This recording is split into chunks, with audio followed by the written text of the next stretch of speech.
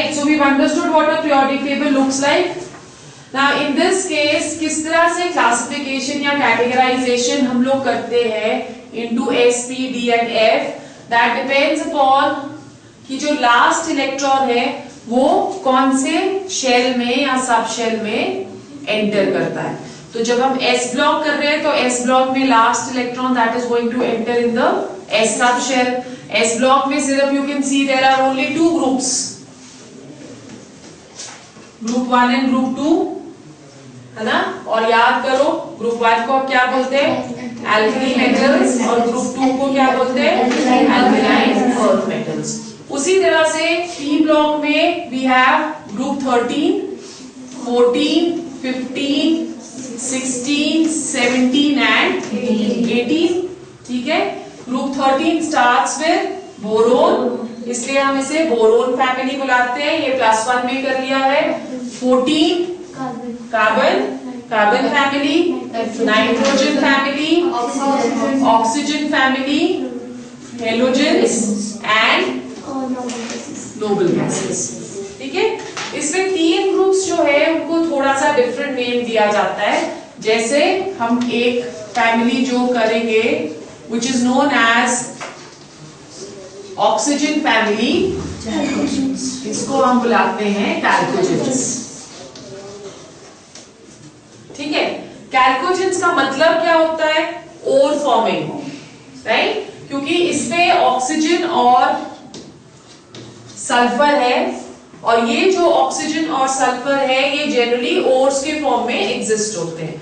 Ores क्या है, जिससे हम मेटल्स को एक्सट्रैक्ट करते हैं. सो ऑक्साइड्स एंड सल्फाइड्स ये सबसे कॉमन ओर्स हैं. दैट इज व्हाई इनको हम कैल्कोजेंस बुलाते हैं, व्हिच मींस ओर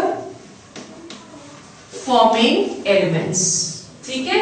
फिर next group 17, it is known as halogens. Halo का मतलब होता है शाइनिंग. सो जो हेलोजेंस है they basically are coloured elements, इसीलिए इसे हेलोजेंस बुलाया जाता है, बिकॉज इसके सारे के सारे एलिमेंट्स जो है they are going to be coloured, right. Then next is group 18 which is known as the noble gases or inert gases. Noble gases or inert gases. Why? Because these are non-reactive in nature. They are non-reactive in nature. फिर center is the D block, starting from 3rd group to the 12th group. This we will do later in detail. फिर आ गया F block, lanthanoids and actinoids. Right? So this is our entire periodic table. We have studied 13 and 14 in class 11. This year we are going to study 15 to 18. और S और P blocks को इकट्ठे क्या बुलाया जाता है? They are known as representative elements. D block को transition. Transition का मतलब क्या हुआ? चेंज.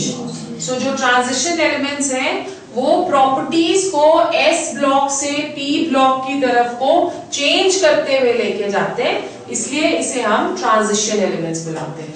और ये जो है they are inner transition elements. Basically जब हमने पढ़ाई शुरू करते हैं केमिस्ट्री की, तो हम एलिमेंट्स को क्लासिफाई करते हैं into metals, non metals and metalloids. यही एक मोटी मोटी क्लासिफिकेशन हमने पहले पढ़ी हुई है. ठीक है. सो जो S ब्लॉक होते हैं दे आर टिपिकल मेटल्स. सबसे ज्यादा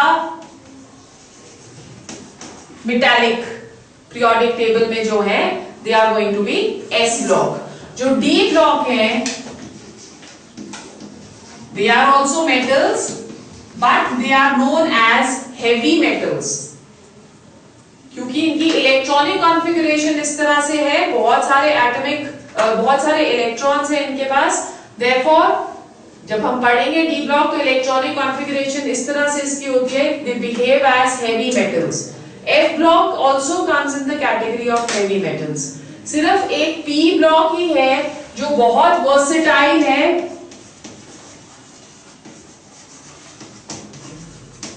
which consists of all three categories. Metals भी है उसके पास, नॉन मेटल्स भी है और मेटलॉइड्स भी है. ठीक है, हम पढ़ेंगे कि जो मेटालिक कैरेक्टर है वो डिक्रीज करता जाता है जब हम ग्रुप 13 से ग्रुप 18 की तरफ को चलते हैं, पर मेटालिक कैरेक्टर इंक्रीज करता जाता है जब हम ऊपर से नीचे की तरफ को आते हैं. Right, reasons of it now we will discuss. So let's go on to the first group which we are going to study today, the first family, nitrogen. All right, so we are saying 15, which is known as the nitrogen family. It consists of the following members: nitrogen, symbols भी साथ साथ लिखती हूँ मैं, phosphorus आने चाहिए वैसे तो ये तुम्हें, पर मैं अपनी ड्यूटी कर रही हूँ. ठीक है, phosphorus, arsenic. आर्सेनिक का क्या है सिंबल? AS. सॉरी,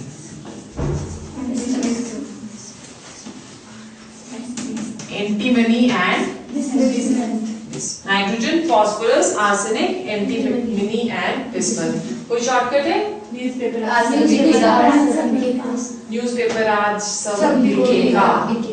ठीक है, एक और भी है, नाना पाटेकर असरानी सब बेकार. ठीक है, नाना पाटेकर असरानी सब बेकार. राइट, सो इस तरह से भी हम इसको याद कर सकते हैं. पर हमें बेसिकली बार बार जब हम एक ही चीज को पढ़ते हैं तो वो हमारे माइंड के अंदर इनक्रिप्टेड हो जाता है. तो ग्रुप 15 हमें पता है, it consist of nitrogen, phosphorus, arsenic, antimony and bismuth. Right, जब ग्रुप 15 करते हैं तो 2 एलिमेंट्स जो काफी अबंडेंस में प्रेजेंट है एटमॉस्फेयर के लिए. अगर हम मॉलिक्यूलर नाइट्रोजन देखें तो हमें पता है कि molecular nitrogen 78% of the atmosphere को ऑक्यूपाई करता है. But as an element nitrogen is the 33rd most abundant element of the atmosphere. ठीक है, तो जब हम nitrogen as an element consider कर रहे हैं तो वो 33rd है, पर एज मॉलिक्यूलर नाइट्रोजन जब हम कंसिडर करते हैं तो वो 78%. Phosphorus 11th. ठीक है, नाउ नाइट्रोजन बेसिकली एग्जिस्ट करता है इन the form of nitrides and nitrates. Right, nitrogen is one of the basic element of proteins because of the amide linkage which is CONH linkage present in the proteins. So nitrogen क्या करता है, वो हमारी जितनी भी body में building और repairing होती है उसपे नाइट्रोजन का एक मेजर रोल है. बिकॉज प्रोटीन्स का यही रोल है, बायो स्टूडेंट्स हैं आप सब, आपको मालूम है कि प्रोटीन्स का यही रोल है कि वो क्या करता है, बिल्डिंग मटेरियल बनाता है और रिपेयरिंग करता है ऑफ द टिश्यूज जो इंजर हो जाते हैं. सो नाइट्रोजन उसका एक मेजर कॉन्स्टिट्यूएंट है. फॉस्फोरस बहुत सारी जगह पे है. It is found in our bones in the form of calcium phosphate. ठीक है, it is also found in ADP, adenosine diphosphate, and also ATP, adenosine triphosphate. दोनों के दोनों जो हैं they are energy providers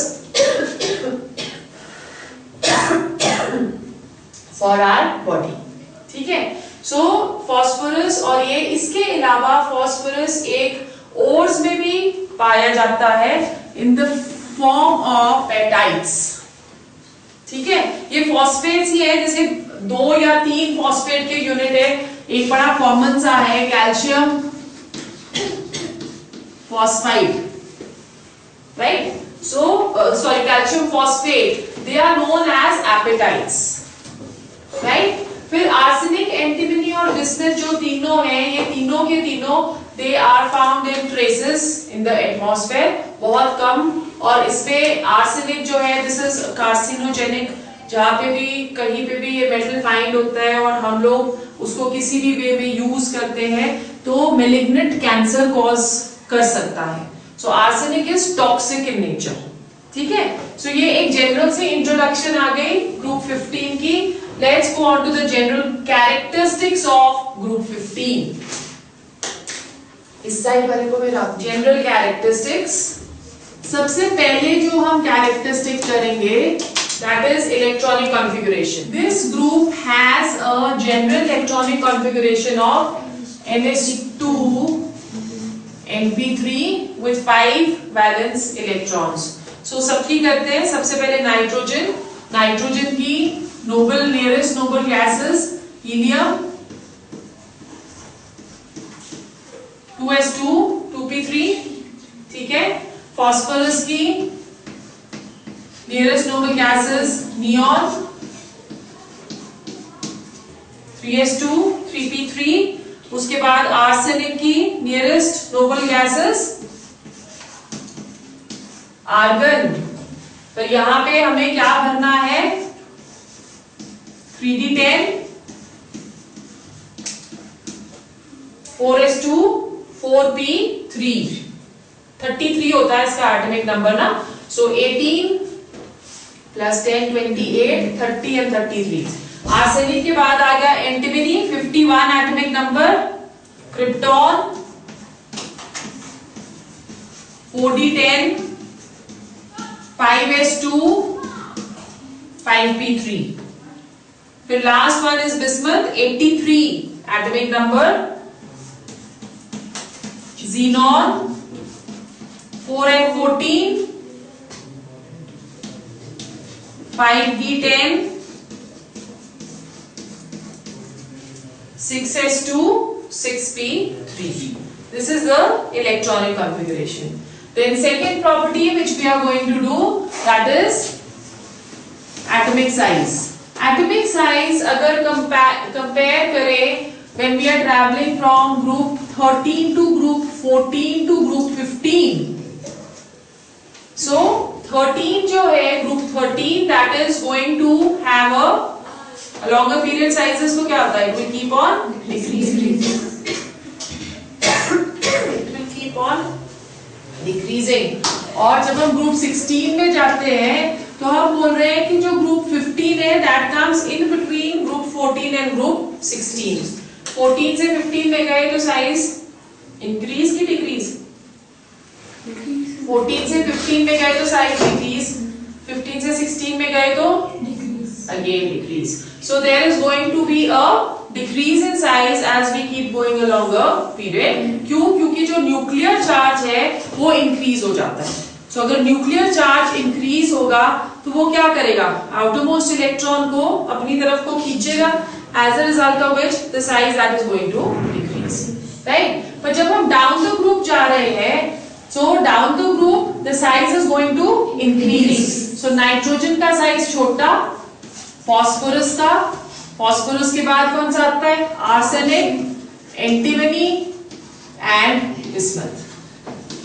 The size will keep on increasing. क्या reason दे सकते हैं? You can see in the electronic configuration. Nitrogen में हम सेकंड शेल भर रहे हैं, थर्ड भर रहे हैं, फोर्थ भर रहे हैं, फिफ्थ भर रहे हैं और सिक्स्थ भर रहे हैं. So when we travelling from nitrogen to bismuth, introduction of a new principal shell takes place. Introduction of a new principal shell takes place. Therefore the size that is going to increase. ठीक है, ये reason हमने देना है. The third characteristic which we are going to do is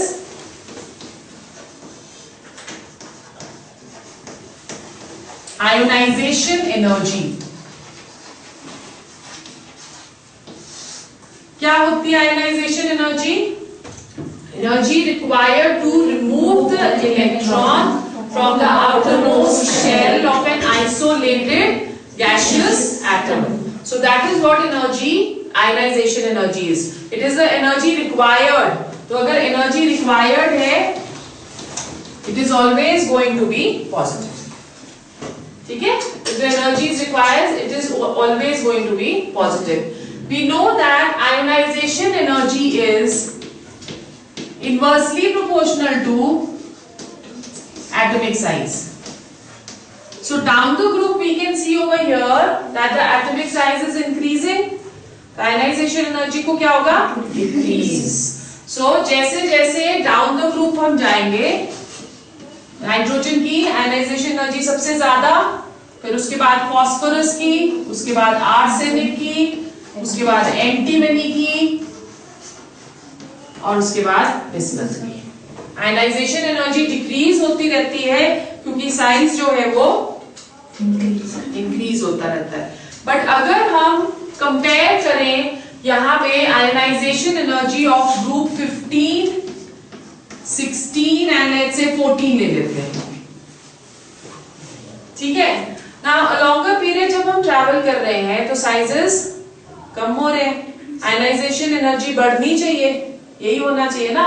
so होना क्या चाहिए कि 14th की जो आयनाइजेशन एनर्जी है वो सबसे कम होनी चाहिए, फिर 15th की होनी चाहिए, फिर 16th की होनी चाहिए. लॉ तो यही बोल रहा है, पर दिस इज रॉन्ग.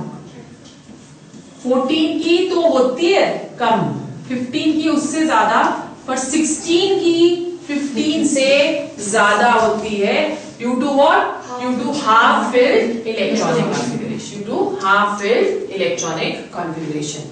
फिर आयनाइजेशन एनर्जी के बाद फोर्थ जो कैरेक्टरिस्टिक आता है दैट इज इलेक्ट्रोनेगेटिविटी. इलेक्ट्रोनेगेटिविटी क्या होती है? It is the tendency to attract the shared pair of electrons towards itself. That is electronegativity. कि अगर बॉन्डिंग हो रही है, कोवलेंट बॉन्डिंग हो रही है, तो शेयर्ड पेयर ऑफ इलेक्ट्रॉन्स को एक एलिमेंट ज्यादा अपनी तरफ को खींच रहा है, तो उसे हम इलेक्ट्रोनेगेटिविटी बुलाते हैं. मतलब वो एलिमेंट ज्यादा इलेक्ट्रोनेगेटिव होगा. ओके. इलेक्ट्रोनेगेटिविटी साइज के ऊपर डिपेंड करती है. अगर साइज छोटा है तो न्यूक्लियस सेंटर में हमें पता है, अगर साइज छोटा है तो न्यूक्लियस का इफेक्ट आउटरमोस्ट उस पे तो ज्यादा होगा ही, पर इलेक्ट्रॉन जो क्लाउड के बाहर का एरिया है वो न्यूक्लियर चार्ज उस एरिया तक भी पेनिट्रेट कर सकता है. तो साइज छोटा हो गया, ये न्यूक्लियस क्या कर रहा है, अगर ये किसी और के साथ बॉन्ड बना रहा है तो ये उन इलेक्ट्रॉन्स को भी अपनी तरफ को खींचेगा, बिकॉज वी नो कि न्यूक्लियस पॉजिटिवली चार्ज है ना और इलेक्ट्रॉन्स नेगेटिवली चार्ज है. तो ऑपोजिट जो है वो क्या करते हैं, दे अट्रैक्ट ईच अदर. तो इसमें टेंडेंसी है टू अट्रैक्ट बाहर वाला बॉन्डेड पेयर भी अपनी तरफ को. जितना छोटा साइज उतना न्यूक्लियर चार्ज शेयर्ड पेयर के ऊपर ज्यादा, और उतना इजीली वो उसको क्या कर सकता है, अट्रैक्ट कर सकता है. So electronegativity depends upon what? It will depend upon size. जितना छोटा साइज उतनी ज्यादा इलेक्ट्रोनेगेटिविटी. सो नाइट्रोजन का साइज सबसे छोटा है, therefore nitrogen is going to be most electronegative. ठीक है. जैसे जैसे साइज बड़ा होता जाएगा वैसे वैसे इलेक्ट्रोनेगेटिविटी जो है that is going to decrease. Explanation समझ में आ गई क्यों ऐसा हो रहा है? ऑलराइट. देन फिफ्थ जो कैरेक्टरिस्टिक है मेटालिक कैरेक्टर. मेटालिक कैरेक्टर क्या होता है? It is the tendency to lose electrons. Any element जिसके पास टेंडेंसी है इजीली इलेक्ट्रॉन्स लूज करने की और इलेक्ट्रोपॉजिटिव स्टेट में एंटर करने की, वो सारे मेटल्स हैं. तभी जब हमने पीरियोडिक टेबल किया था तो हमने बोला एस ब्लॉक मेटल्स है, क्योंकि एस ब्लॉक में टेंडेंसी है टू लूज इलेक्ट्रॉन्स. सोडियम है तो सोडियम में टेंडेंसी है to lose electrons and enter into Na positive state. तो जितने भी एलिमेंट्स जो इलेक्ट्रोपॉजिटिव है वो सारे मेटालिक हैं. अब जो मेटालिक कैरेक्टर है वो किसके ऊपर डिपेंड करेगा? आयोनाइजेशन एनर्जी के ऊपर. जितना इजीली लूज कर रहा है वो इलेक्ट्रॉन उतना ज्यादा मेटालिक होगा. So we say metallic character is inversely proportional to ionisation energy. जितनी ज्यादा आयनाइजेशन एनर्जी उतनी मुश्किल से इलेक्ट्रॉन रिमूव होगा, उतना ही कम मेटालिक होगा. यही बोल रहे हैं हम. ओके. सो जब हम मेटालिक कैरेक्टर कर रहे हैं तो हम बोल रहे हैं कि down the group ionisation energy जो है वो डिक्रीज हो रही है. तो इसका मतलब मेटालिक कैरेक्टर को क्या होना चाहिए? इंक्रीज. सो नाइट्रोजन सबसे ज्यादा नॉन मेटालिक है इस ग्रुप में, और metallic character goes on increasing. So इस पे बेसिकली हम लोग क्या बोलते हैं कि नाइट्रोजन और फॉस्फोरस जो है ये दोनों नॉन मेटल्स हैं, बिकॉज इनका साइज बहुत छोटा है, आयनाइजेशन एनर्जीज बहुत हाई है, so they can not lose electrons. Arsenic और एंटीमनी मेटलॉइड्स हैं, राइट? और जो बिस्मथ है that behaves as a metal। So 5 properties हमने कर ली, पांचों समझ आ गई हमें, कोई प्रॉब्लम तो नहीं है। The next property which we are going to do, that is melting and boiling points। melting and boiling points। melting and boiling points किन चीजों के ऊपर डिपेंड करता है? melting point साइज के ऊपर डिपेंड करता है, boiling point भी साइज के ऊपर डिपेंड करता है। हमने पढ़ा है कि जैसे जैसे साइज बढ़ता रहेगा वैसे वैसे van der Waals forces of attraction भी बढ़ते रहेंगे। जब हम एक कोई भी एलिमेंट कर रहे हैं, जैसे फॉर एग्जांपल हम कर रहे हैं आर्सेनिक, तो इट इज अंडरस्टूड कि आर्सेनिक के पास एक ही एलिमेंट, एक ही एटम नहीं है। अगर एक सैंपल ऑफ आर्सेनिक हम ले रहे हैं तो उस आर्सेनिक के पास बहुत सारे एटम्स हैं। अब उन सारे एटम्स के बीच में बॉन्डिंग होती है, वो जो बॉन्डिंग है that is what van der Waals forces of attraction. जैसे जैसे साइज बढ़ता रहता है वैसे वैसे van der Waals forces of attraction भी बढ़ते रहेंगे, और अगर फोर्सेस ऑफ अट्रैक्शन बढ़ेंगे तो इट इज बट ऑब्वियस कि मेल्टिंग एंड बॉइलिंग पॉइंट भी बढ़ने चाहिए। तो बॉइलिंग पॉइंट जो है वो सिर्फ और सिर्फ साइज के ऊपर डिपेंड करता है। साइज के ऊपर वैन डेर वाल्स फोर्सेस भी डिपेंड करते हैं, और वैन डेर वाल्स फोर्सेस बढ़ते गए तो बॉइलिंग पॉइंट्स बढ़ता गया, तो उसमें कुछ भी और हमें नजर नहीं आ रहा except if the bonding is between some other element. ठीक है, पर जब हम लोग मेल्टिंग पॉइंट्स करते हैं तो मेल्टिंग पॉइंट्स सिर्फ डिपेंड नहीं करते साइज के ऊपर, मेल्टिंग पॉइंट्स ऑल्सो डिपेंड कि कितने बॉन्ड्स बन रहे हैं between the two atoms of any sample। okay, so melting points generally size के साथ increase होता है, but still अगर कुछ भी अलग हो गया बॉन्डिंग के बीच में तो melting point भी अलग ट्रेंड शो करेगा। so हम पहले boiling point डिस्कस करते हैं। down the group when we are going, nitrogen की साइज सबसे छोटी है, so नाइट्रोजन का boiling point सबसे कम। this I am writing down the trend of boiling point। ठीक है, फिर उसके बाद phosphorus, arsenic, antimony, bismuth. So boiling points they are what are we saying, only depending upon size. Size increases, van der Waals forces increases and hence boiling point also increases.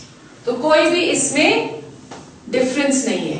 But when we are going to melting points, melting points के trend में देखो क्या difference आ रहा है। Nitrogen से melting point increase होगा phosphorus को। क्यों? क्योंकि फॉस्फोरस का साइज जो है वो बड़ा है।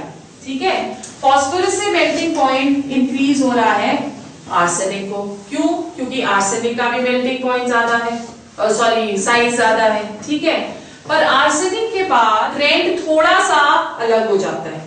एंटीमनी और बिस्मथ जो है उनके मेल्टिंग पॉइंट्स कम हैं। अब यहां हमें रीजन डालना पड़ेगा क्योंकि यहाँ पे थोड़ा सा अलग ट्रेंड शो हो रहा है। ठीक है, रीजन क्या है इसका, लिखो कि antimony and bismuth have low melting points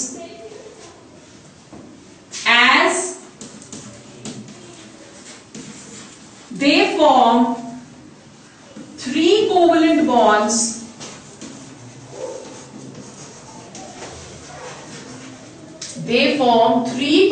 bonds instead of 5 due to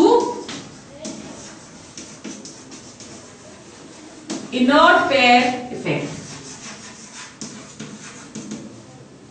due to inert pair effect. क्या मतलब हुआ इसका कि जनरल इलेक्ट्रॉनिक कॉन्फ़िगरेशन देखो NH2 NP5 NP3, सो कोवैलेंसीज की 5 होनी चाहिए, 3 इसके साथ और 2 इसके साथ, 5 कोवैलेंसी।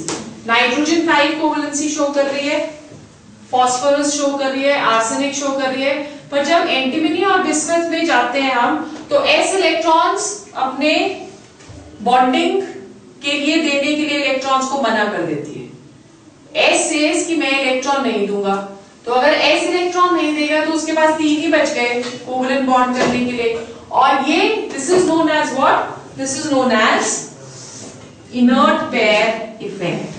क्या होता है inert pair effect? Reluctance of, ठीक है, reluctance of s electrons to participate in bonding, that is inert pair, inert pair नहीं इफेक्ट, inert pair effect, ठीक है। अब 5 कोवलेंट बॉन्ड्स को तोड़ने के लिए हमें ज्यादा टेम्परेचर चाहिए, तो मेल्टिंग पॉइंट ज्यादा हो गया। 3 को तोड़ने के लिए हमें कम चाहिए, तो मेल्टिंग पॉइंट कम हो गया। So that is the reason why antimony and bismuth they both have low melting points. अब एंटीमनी और बिस्मथ के बीच में वैसे किसका होना चाहिए मेल्टिंग पॉइंट ज्यादा? बिस्मथ का ही होना चाहिए ना, क्योंकि साइज ज्यादा है। पर हम एरो इसी तरह से सिर्फ शो कर रहे हैं to show that bismuth has lower melting point than arsenic. Otherwise अगर आपको क्वेश्चन आता है कि एंटीमनी और बिस्मथ के बीच में किसका मेल्टिंग पॉइंट ज्यादा होगा, दोनों इनर्ट पेयर इफेक्ट शो कर रहे हैं, सो ज्यादा किसका होना चाहिए? बिस्मथ का, ड्यू टू लार्जर साइज। ठीक है, यहां तक आ गया। Then next is oxidation states. हमें पता है कैटिनेशन क्या होती है? Self linkage. और सेल्फ लिंकेज जो है वो पूरे पीरियोडिक टेबल में सबसे ज्यादा कौन शो करता है? कार्बन। अब यहाँ पे भी कैटिनेशन होती है, बट सिर्फ नाइट्रोजन और फास्फोरस, ये दोनों एलिमेंट्स हैं जो थोड़ी सी कैटिनेशन शो करते हैं। ज्यादा जो कैटिनेशन है वो फास्फोरस शो करता है, क्योंकि फास्फोरस जो है वो एग्जिस्ट करता है P4 टेट्राहेड्रल स्ट्रक्चर है। अभी हम जब आगे करेंगे उसको डिटेल में तब पता चलेगा। नाइट्रोजन डायएटमिक है, फास्फोरस जो है वो टेट्राएटमिक है। ठीक है, एंटीमनी और बिस्मथ के बीच एरो बिस्मथ की साइड लगना तो बिस्मथ की साइड ही चाहिए। That is what I explain कि इस साइड को हमने सिर्फ इसलिए लगाया है टू शो दैट आर्सेनिक से बिस्मथ का ज्यादा है। अदरवाइज अगर हम कंपैरिजन करते हैं बिटवीन एंटीमनी एंड बिस्मथ, तो बिस्मथ का ही मेल्टिंग पॉइंट ज्यादा है।